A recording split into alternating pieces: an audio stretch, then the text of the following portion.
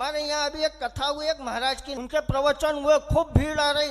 मेरी पत्नी ने जीत पकड़ ली, मैं प्रवचन सुनने जाऊंगी, मैं प्रवचन सुनने जाऊंगी। मैंने कहा इसको जाने दो, नहीं तो इसके प्रवचन अपने को सुनना पड़ेंगे।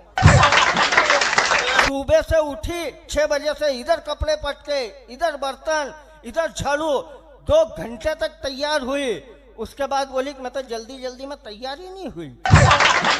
प्रवचन सुनने गई, शाम को ही 6 बजे पसीने में झबाझोर। मैंने कहा कैसे रहे प्रवचन? तो बहुत बढ़िया। मैंने कहा महाराज ने क्या कहा प्रवचन में? तो 2 किलोमीटर दूर पार्किंग थी, पूरे रास्ते में कारपेट बिछा था, ऊपर टेंट लगा था, बिल्कुल गर्मी नहीं लगी, बिल्कुल धूप नहीं लगी। मैंने कहा बहुत अच्छी व्यवस्था थी। महाराज ने क्या कहा कथा में? ऐसा भंडारा चल रहा वहां, घी की साबूदाने की खिचड़ी, घी का हलवा, पानी की व्यवस्था, छाछ अलग बट रही है। मैंने कहा बहुत अच्छा। महाराज ने क्या कहा कथा में? ऐसे झूले लग रहे हैं वहां जिसकी हद नहीं, जितने लोग प्रवचन सुन रहे उससे ज्यादा झूले में बैठे। मैंने कहा बहुत अच्छा। महाराज ने क्या कहा कथा में? बोले इतनी भीड़ पंडाल में 3 लाख लोग अंदर, खाली माथे ही माथे दिख रहा है, और जितने पंडाल में उससे ज्यादा बाहर घूम रहे। मैंने कहा बहुत भीड़ थी। महाराज ने क्या कहा कथा में?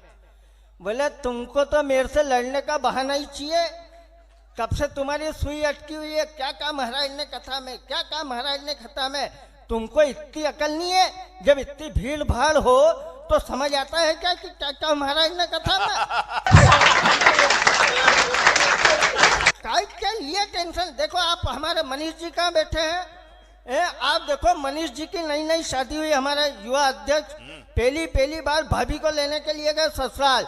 सासू जी के लिए जमाई साहब छोरी को हफ्ते भर बाद भेजेंगे, वापस आ गए, फिर हफ्ते भर बाद गए, फिर सासू जी के लिए जमाई साहब छोरी को हफ्ते भर बाद भेजेंगे। अब की बार अड़ गए, अड़ते कैसे नहीं, आखिर मारवाड़ी आदमी के नहीं लेके ही जाऊंगा।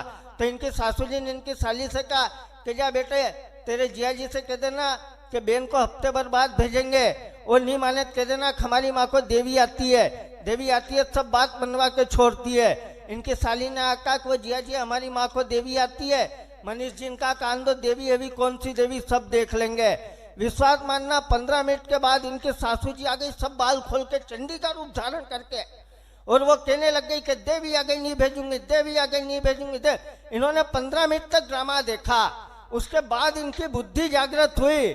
जागृत बुद्धि ने जो जवाब दिया, जवाब पसंद आए तो ताली बजाना है मनीष जी के लिए। इनकी सासू जी कह रही थी कि देवी आ गई नहीं भेजूंगी, देवी आ गई नहीं भेजूंगी। इन्होंने कहा कि हट, भैरू आ गया लेके जाएगा, भैरू आ गया लेके जाएगा।